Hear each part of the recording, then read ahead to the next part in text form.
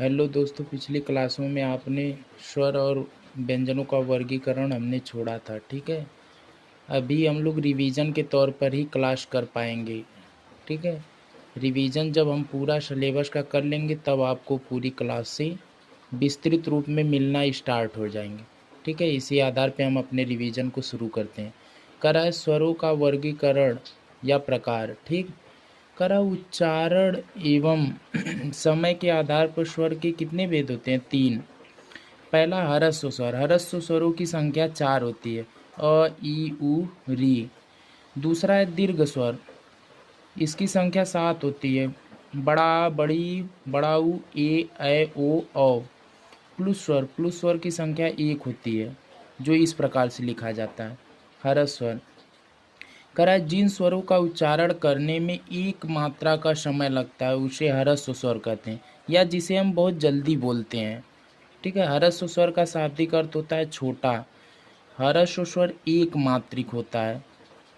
ह्रस्व स्वर को मूल स्वर या लघु स्वर या स्वतंत्र स्वर या छोटा स्वर भी कहते हैं। मूल स्वरों की संख्या 4 अ, ई, उ होती है, अर्थात यही स्वर मूल है। अ को शहीद वर्ण कहते हैं, ये इम्पॉर्टेंट है।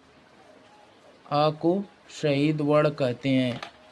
करा दीर्घ स्वर। वे स्वर जिनका उच्चारण करने में 2 मात्रा का समय लगता है उसे दीर्घ स्वर कहते हैं।